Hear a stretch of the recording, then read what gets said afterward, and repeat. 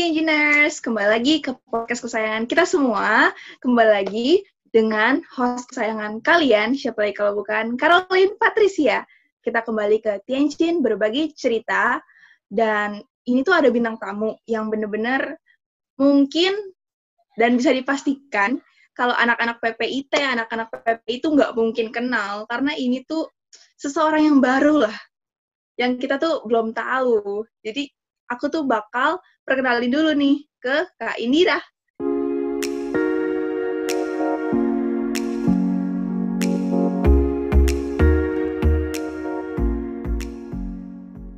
Halo teman-teman semua, nama aku Indira tapi biasa dipanggil Rara, jadi kalian lebih akrab kalau panggil Rara. Aku 18 tahun, lagi kuliahnya di ITB semester 3, ambilnya Petroleum Engineering.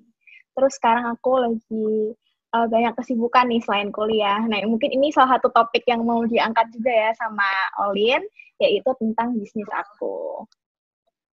Betul banget. Jadi Kak Indira ini sebelumnya aku pengen kasih tahu lah sedikit informasi dulu. Jadi biar spoilernya nggak banyak-banyak nih tentang Kak Indira ini. Sebenarnya apa sih yang bikin Kak Indira ini kita warga-warga PPIT itu memutuskan menjadikan Kak Indra ini sebagai narasumber kita di episode yang ketiga. Oke, kita bakal lihat dulu ya.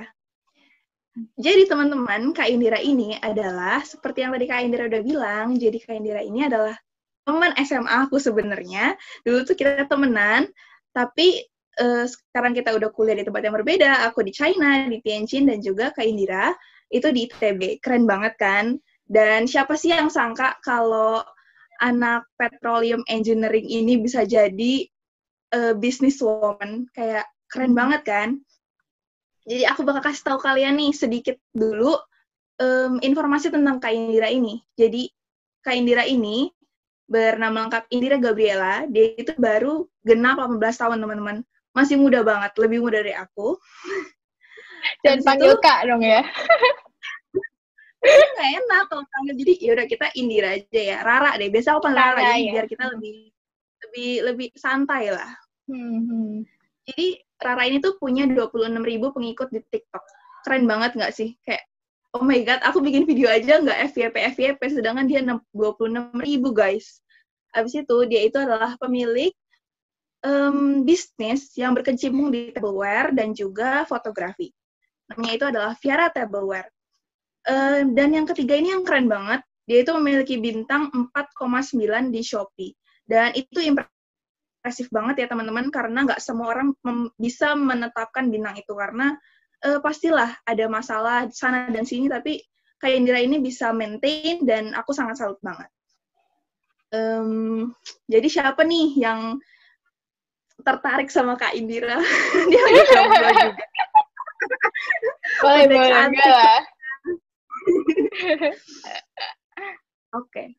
Jadi kita tuh mau move karena berhubung banyak banget teman-teman Tianjiners yang memberikan pertanyaan nih kepada Kak Indira ini. Jadi kita mau break the ice dulu ya kira-kira, supaya kita semua seru lah, nggak deg-degan, karena aku juga deg-degan teman-teman sebenarnya. Sama, ini baru pertama kali aku di invite podcast. Thank you so much PPIT Tianjin. Sama-sama. Jadi pertama-tama kita mau tukar pikiran dulu nih. Kayak kita kan tahu nama bisnisnya itu Viara Tableware. Kita tuh pengen tahu kenapa sih Kak Indra ini menamakan bisnisnya adalah Viara Tableware. Oke, sebenarnya Viara itu artinya, itu bahasa Bulgaria gitu. Sebenarnya aku tuh cari Google Translate. Jadi aku tuh nyari fate kan, fate dalam bahasa Inggris, terus aku translate ke berbagai macam. Terus ada yang kayak translatannya aneh lah apa, terus kayak Viara ini paling enak disebut gitu loh, karena kan cuma 2 suku kata kan, kayak Viara udah gampang gitu kan. Nah, kenapa fate? Karena aku tuh sendiri kayak percaya kalau kita ngelakuin sesuatu dengan setia, faithfully, kayak nanti pasti hasilnya bakal jadi besar. Walaupun awalnya kecil banget, tapi kalau misalnya kita setia sama hal yang kecil, kita pasti akan bisa bertanggung jawab sama hal yang lebih besar. Kayak gitu sih, udah simple gitu aja. Benar-benar, aku setuju banget sih sama itu, karena aku sendiri juga kebetulan punya bisnis, dan memang benar, sebuah bisnis yang kita jalanin dengan hati, yang kita benar-benar setia lah, kita itu tuh bakal nggak tahu gimana caranya, itu tuh kayak ada sesuatu aja yang bisa bikin kita tuh berkembang. Tuh. Terus itu aku pengen masuk ke pertanyaan kedua nih. Ini tuh masih pertanyaan-pertanyaan yang gimana ya? Yang semua orang tanyain lah, yang maksudnya yang pengen tahu awal-awalnya. Setelah ini kita bakal masuk ke pertanyaan yang lebih personal. Kita pertanyaan yang kedua yaitu, kenapa sih Kak Indira ini memutuskan untuk berkecimpung di bidang tableware atau fotografi? Oke, sebenarnya pertama kali corona kan, itu langsung pulang ke rumah. Pertama kali langsung pulang, terus ini gabut banget di rumah. Tapi aku orang nggak bisa gabut. Jadi aku masak tiap hari. Kalau misalnya kalian lihat story aku, tiap hari masak. Terus foto, ngefoto makanan. Dari situ aku ngelihat kayak, aduh pengen nih punya tableware. Jadi kalau misalnya ngefoto makanan di story itu bagus. Udah itu doang. Tapi kayak waktu aku lihat di all shop aku mau beli tableware nih, itu mahal-mahal banget dan masih repot, kayak masih belum dapat propertinya apanya. Terus aku kayak, wah ini peluang usaha sih, gimana kalau misalnya aku bikin kit fotografi makanan, jadi yang hobi masak plus hobi fotografi dimudahkan gitu loh dengan satu kit fotografi. Kayak gitu sih sebenarnya awalnya. Itu bener-bener kayak bener banget sih apa yang Kak Indira ngomong ini, karena biasanya ide peluang bisnis itu keluar kalau kita itu ada sesuatu yang apa ya? Ada yang masalah. Kita tuh, betul, ada masalah. Ada problemnya dulu, benar-benar. Jadi itu sebenarnya adalah kayak ide, maksudnya ide itu tiba-tiba datang, sangat simple. Jadi biasanya tuh yang aku pelajarin dari, biasanya aku suka ngobrol sama orang, ide masalah itu datang dari hal yang simple aja. Jadi kalau misalnya kita mau memulai usaha itu, nggak perlu kayak sampai pikir gimana gitu. Kita cuma jangan kebanyakan mikir. Benar banget. Betul. Kebanyakan mikir nanti nggak jalan usahanya. Mikir doang. Setuju. Gitu. Oke, jadi kita bakal move on ke pertanyaan yang lebih dalam. Kan ini kan yang awal-awal kan yang biasa-biasa kan. Jadi kita tuh pengen tanya, banyak banget nih anak muda yang pengen bikin usaha, tapi tuh dia kendala sama modal. Dia nggak punya modal atau modal yang nggak ada. Kalau boleh tahu nih, Viara Tableware itu berapa sih modal yang dibutuhkan? Oke, kalau modal awal tuh 2,5 juta. Itu karena nabung dari, sebenarnya tuh ini parah sih, karena kalau misalnya kuliah kan dapat uang jajan kan, nabung dong sisa-sisa. Tahu nggak, waktu itu gila, udah pengen beli LV.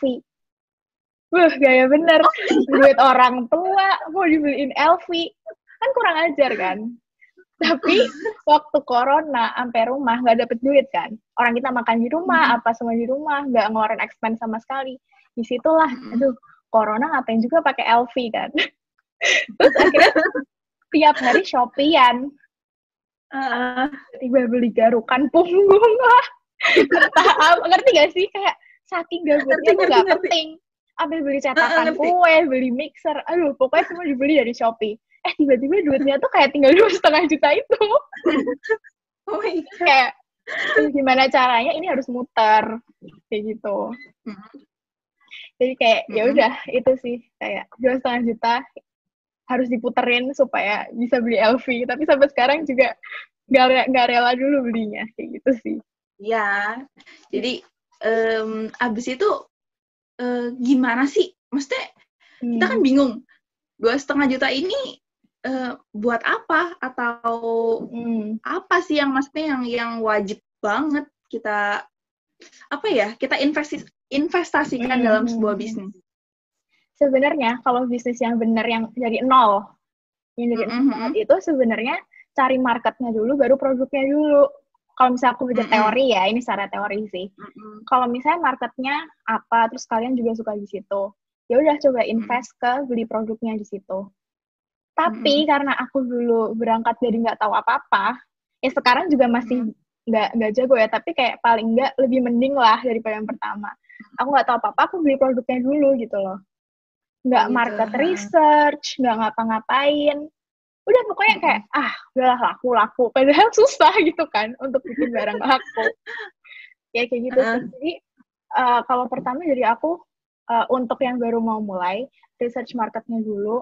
Pastiin kalau barang kamu akan laku di market kamu. Jangan kamu jual LV ke ibu-ibu pasar. Dan sebaliknya.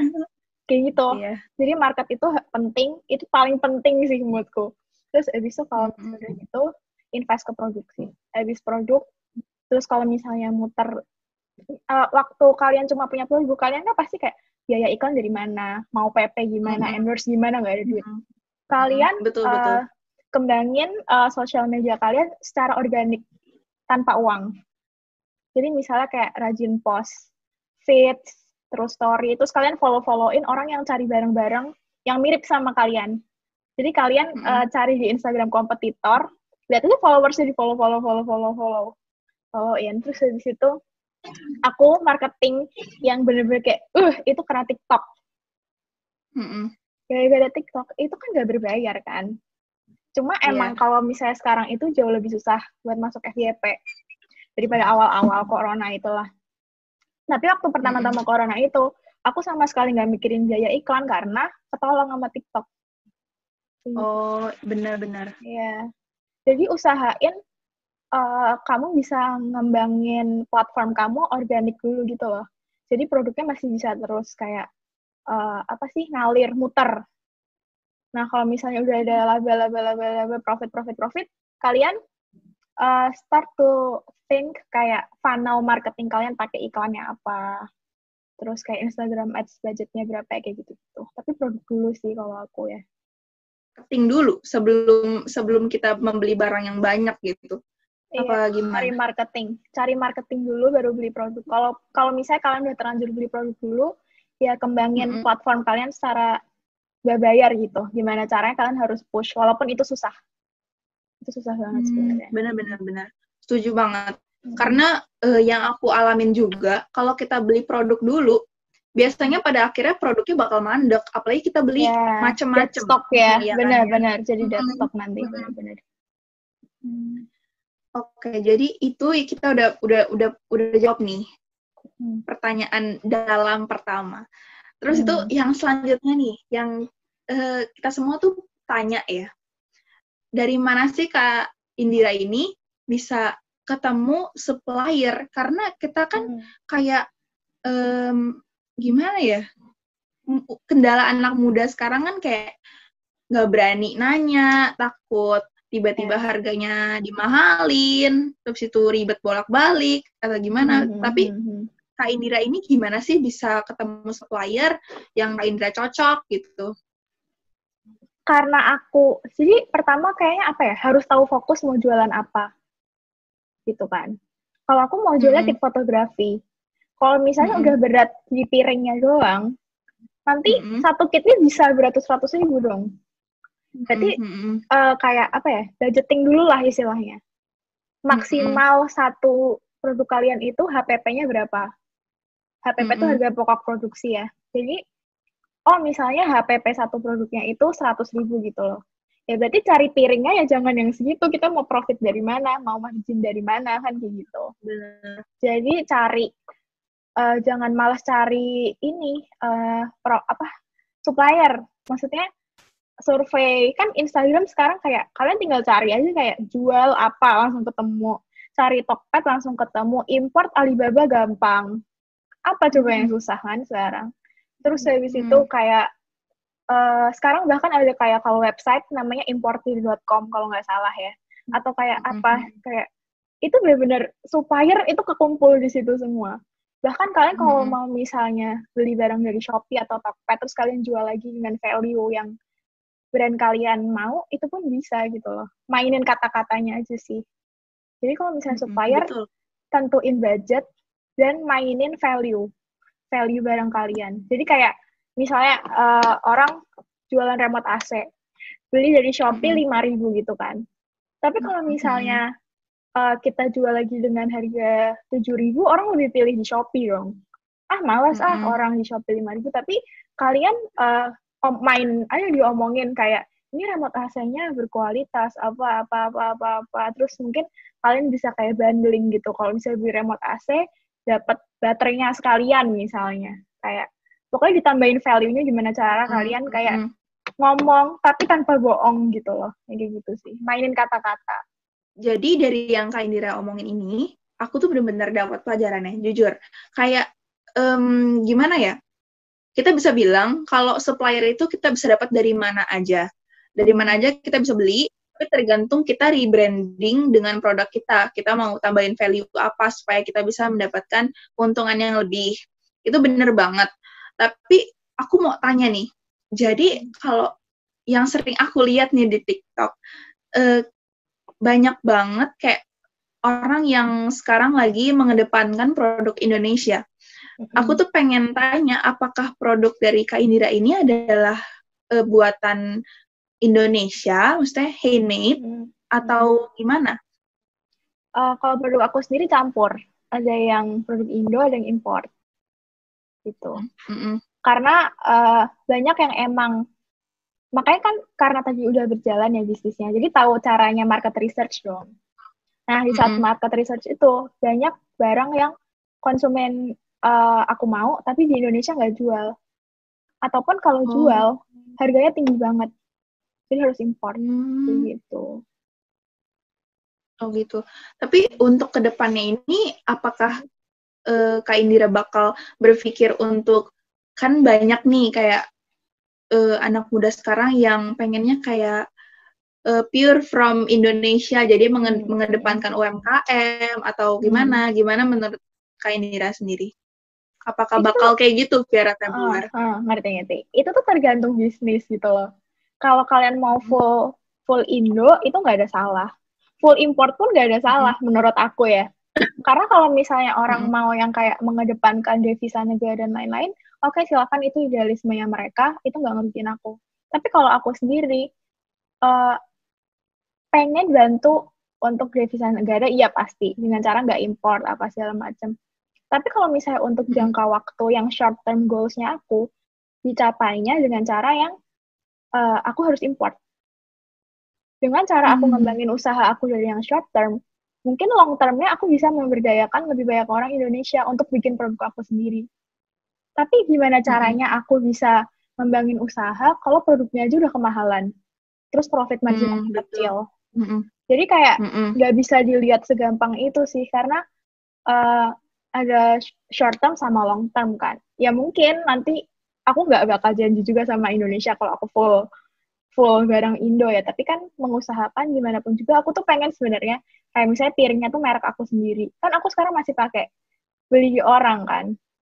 Padahal aku tuh pengennya kayak pakai desain aku sendiri, tapi it's a long way to go gitu loh. Untuk produksi piring kan ya susah gitu. Betul. Bener banget. Yang aku tangkap jadinya kayak kita itu tergantung orang masing-masing, tapi untuk banyak pengusaha juga kayak kita nggak bisa gimana ya, kita nggak bisa dengan mudahnya ngomong gitu. Betul karena kayak kita nggak bisa bener juga, kita nggak bisa kayak bilang kayak barang luar itu merusak market Indonesia atau gimana, karena kayak seiring waktu mungkin kita bakal bikin di sini atau gimana pun kayak gimana ya ngomongnya ya? Ya ada apanya, keuntungan yang maksudnya misalnya nih, aku punya untung dari produk luar, itu pun kan karyawanku orang Indo. Kayak nggak segitu buruknya daripada aku jualin produk Indo tapi jadi dead stock, mati. Ayo. Nggak sesuai market. Ya kan? Oke, setuju. Habis itu, ini tuh apa ya, pertanyaan yang mungkin ditanyain lah sama semua orang mengenai bisnis. Apa sih kendala yang paling menjadi halangan dari bisnis Kak Indira sendiri? Kendala aku kuliah. Susah banget. Nangis. Wah, susah banget manage-nya kan. Kayak kuliah sambil bisnis. Aku selalu ngerasa kayak kuliah itu ganggu bisnis aku, bukan bisnis yang ganggu kuliah. Saking emang aku into banget kan sama my business, kayak maksudnya aku build sendiri.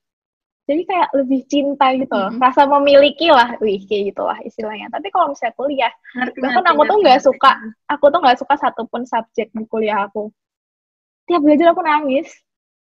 Kayak nangisnya tuh bukan karena susah doang ya, tapi lebih nangisnya ke arah ngapain aku ngelakuin sesuatu yang nantinya nggak akan aku lakuin. Berarti gak? Tapi kayak lagi-lagi ya udahlah, udah kecebur gitu loh. Kalau misalnya kita nggak berenang, kita nggak survive. Jadi kayak udah berenangin aja kuliahnya, kayak udah gitu. Gitu. Itu sih kendalanya. Benar sih, aku ngerti, kayak karena aku juga di posisi yang sama, kita juga sering ngobrol tentang hal itu. Tapi perbedaannya, kalau aku pribadi itu kan aku teknik kimia. Jadi aku kadang suka berpikir apa ya yang bisa aku kombinasikan antara dua materi itu supaya bisa lebih besar lagi. Untuk Kak Indira sendiri ini, apakah sampai ke depannya, kan kita nggak tahu juga ya, tapi plan sekarang itu apakah Kak Indira bener kayak selesai kuliah mau keep in this business atau bakal apa gitu? Kalau misalnya selesai kuliah, aku pengennya kan berarti kayak sekitar 2,5 tahun lagi ya kelar kuliah. Ya nggak sih? Iya, 2,5 tahun. Aku pengennya udah punya PT sendiri. Mantap, aku pengennya kayak gitu. Kayak udah punya perlindungan hukum untuk bisnis aku, udah kedaftar, udah punya barang sendiri.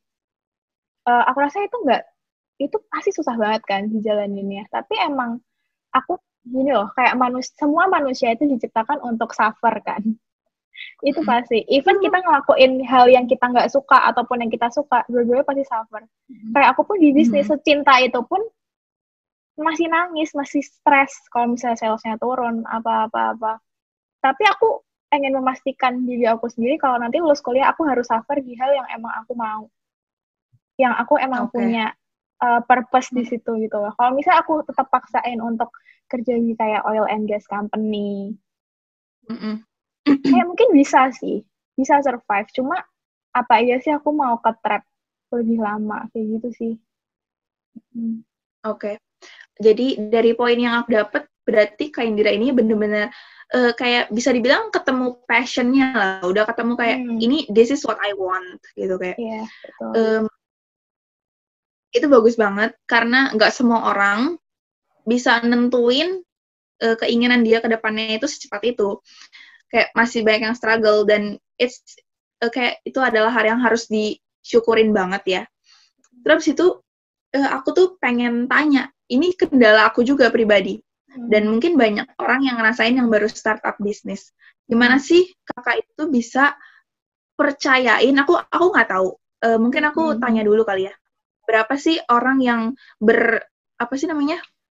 memiliki peran dalam Viara Tableware itu kecuali kakak? Banyak banget sih. Orang tua pasti kan. Orang tua yang dukung. Terus kakak. Terus teman-teman yang circle SMA aku sih terutama. Circle pas 12 tuh kayak kalau misalnya aku stres apa tuh langsung lari ke mereka. Terus mereka selalu kasih support. Jadi benar-benar mental support tuh penting banget untuk bisnis ya. Kayak gimana ya, kayak let me fix my problems tapi you support. Kayak mereka emang nggak fix problem gitu loh, tapi mereka kasih ya kayak gitulah, kayak support luar yang emang physically nggak bantu tapi itu bikin kita bertahan gitu loh. Kalau misalnya kita nggak berkembang, at least bertahan, at least kayak nangis tapi nggak jatuh gitu loh. Kayak gitu. Ngerti. Tapi untuk maksudnya kayak Viara Tableware ini kan punya karyawan ya, punya yang bagian packing, bagian apa. Kira-kira ada berapa sih karyawan yang maksudnya orang yang aku kurang tahu juga, kayak mungkin yang jadi kurir atau bukan kurir, maksudnya kayak yang dari pihak pabrik atau apa, aku kurang ngerti. Jadi berapa orang sih yang apa sih secara aktif itu membangun Vera kayak packing berapa karyawan gitu lah. Kalau misalnya itu tuh benar-benar hampir 100% yang handle masih aku. Jadi kalau misalnya karyawan itu pasti kayak cuma misalnya yang packing itu kayak cuma 2 orang kayak gitu. Pokoknya yang penting packing hari ini selesai. Terus kalau misalnya kayak produksi gitu ya, mau produksi barang, itu aku ambilnya orang luar. Jadi nggak orang luar menetap di aku. Jadi kayak freelancer lah istilahnya. Oke. Nah, misalnya kayak aku kan produksi kain background gitu. Harus dijahit dong. Nah, itu kayak ibaratnya aku punya penjahit langganan. Ngerti nggak? Oh, gitu. Kayak kamu masih kecil, kita nggak perlu kayak menghormati you atau gimana gitu. Gimana caranya biar kita walaupun masih kecil, tetap dia hormatin kita, tapi nggak dengan cara yang kayak hormat gitu loh.